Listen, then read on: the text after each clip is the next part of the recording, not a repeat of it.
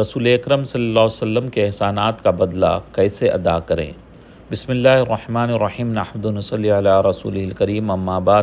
سیدنا عبداللہ بن عمرو بن عاص سے روایت ہے کہ نبی کریم صلی اللہ علیہ وسلم نے اللہ تعالیٰ کے فرمان جو سیدنا ابراہیم علیہ السلام کے بارے میں سورہ ابراہیم کی آیت نمبر 36 میں آیا ہے تلاوت فرمائی۔ اے پروردگار، ان معبودان باطلہ نے بہت سے لوگوں کو گمراہ کر دیا، تو جس نے میری تابعداری کی تو وہ مجھ سے ہوا میرا ہے، اور جس نے نافرمانی کی تو اس کو بخشنے والا، رحم کرنے والا ہے۔ اور یہ آیت جس میں سیدنا عیسیٰ علیہ السلام کا فرمان ہے سورہ المائدہ کی آیت نمبر 118 میں کہ اگر تو انہیں عذاب دے تو یہ تیرے بندے ہیں، اور اگر تو انہیں بخش دے تو تو غالب حکمت والا ہے۔ پھر اللہ کے رسول صلی اللہ علیہ وسلم نے اپنے دست مبارک اٹھائے اور فرمایا، اے اللہ، میری امت، میری امت، اور آپ صلی اللہ علیہ وسلم پر گریہ طاری ہو گیا۔ تو اللہ تعالیٰ نے فرمایا، اے جبرائیل، جاؤ محمد صلی اللہ علیہ وسلم کے پاس، حالانکہ تیرا رب خوب جانتا ہے، ان سے پوچھو کہ آپ صلی اللہ علیہ وسلم کیوں رو رہے ہیں۔ جبرائیل علیہ السلام صلی اللہ علیہ وسلم کی خدمت میں آئے، اور جو آپ صلی اللہ علیہ وسلم نے فرمایا اللہ کو اس کی خبر دی، حالانکہ وہ اللہ سب سے زیادہ جاننے والا ہے۔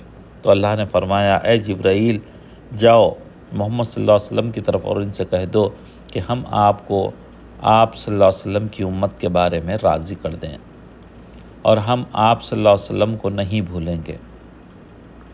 دوسری حدیث میں سیدنا ابو ہریرہ رضی اللہ عنہ سے روایت ہے کہ رسول اللہ صلی اللہ علیہ وسلم نے فرمایا کہ ہر نبی کے لیے ایک دعا ہوتی ہے جو ضرور قبول کی جاتی ہے، تو ہر نبی نے جلدی کی کہ اپنی اس دعا کو مانگ لیا ہے، اور میں نے اپنی دعا کو قیامت کے دن اپنی امت کی شفاعت کے لیے سنبھال رکھا ہے، اور اگر اللہ نے چاہا تو میری شفاعت میری امت کے ہر اس شخص، ہر اس آدمی کے لیے ہوگی جو اس حال میں مر گیا کہ اس نے اللہ کے ساتھ کسی کو شریک نہیں ٹھہرایا ہو۔ نبی اکرم صلی اللہ علیہ وسلم کو امت کا کتنا غم تھا، کتنی فکر تھی، جس کا ہم اندازہ نہیں کر سکتے۔ آپ کے احسانات کا بدلہ تو ساری امت مل کر بھی ادا نہیں کر سکتی، مگر درود کے نذرانے آسانی سے ہم پیش کر سکتے ہیں۔ احادیث میں درود شریف کی بہت سی فضیلت آئی ہے۔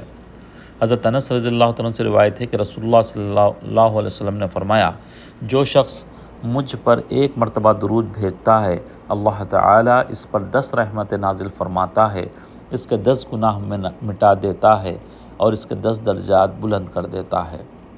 حضرت ابی بن کعب رضی اللہ تعالیٰ عنہ بیان کرتے ہیں کہ نبی کریم صلی اللہ علیہ وسلم نے فرمایا کہ اے اللہ کے رسول صلی اللہ علیہ وسلم، میں آپ پر زیادہ درود پڑھتا ہوں، تو آپ صلی اللہ علیہ وسلم کا کیا خیال ہے کہ میں آپ پر کتنا درود پڑھوں؟ آپ صلی اللہ علیہ وسلم نے فرمایا، جتنا چاہو۔ میں نے کہا چوتھا حصہ؟ آپ صلی اللہ علیہ وسلم نے فرمایا، جتنا چاہو، اگر اس سے زیادہ پڑھو گے تو وہ تمہارے لیے بہتر ہے۔ میں نے کہا آدھا حصہ؟ آپ صلی اللہ علیہ وسلم نے فرمایا، جتنا چاہو، اگر اس سے زیادہ پڑھو گے تو وہ تمہارے لیے بہتر ہے۔ میں نے کہا 2/3؟ آپ صلی اللہ علیہ وسلم نے فرمایا، جتنا چاہو، اور اگر اس سے زیادہ پڑھو گے تو وہ تمہارے لیے بہتر ہے۔ میں نے کہا میں آپ پر درود ہی پڑھتا رہوں، تو آپ صلی اللہ علیہ وسلم نے فرمایا، تب تمہیں تمہاری پریشانی سے بچا لیا جائے گا اور تمہارے گناہ معاف کر دیے جائیں گے۔ ایک روایت میں ہے کہ تب تمہیں اللہ تعالیٰ دنیا و آخرت کی پریشانیوں سے بچا لے گا۔ دوسری حدیث میں حضرت ابن مسعود رضی اللہ عنہ سے روایت ہے کہ رسول اللہ صلی اللہ علیہ وسلم نے فرمایا، قیامت کے دن لوگوں میں سب سے زیادہ میرے قریب وہ ہوگا جو سب سے زیادہ مجھ پر درود بھیجے گا۔ اللہ تعالیٰ ہم کو بھی نبی کریم صلی اللہ علیہ وسلم کی خدمت میں درود بھیجنے کی سعادت بخشے۔ یہ کتاب جو بھیجی جا رہی ہے اسے ضرور پڑھا جائے، نبی کریم صلی اللہ علیہ وسلم کے درود پڑھا جائے اور نبی کریم صلی اللہ علیہ وسلم کی خدمت میں بھیجا جائے۔ آمین یا رب العالمین۔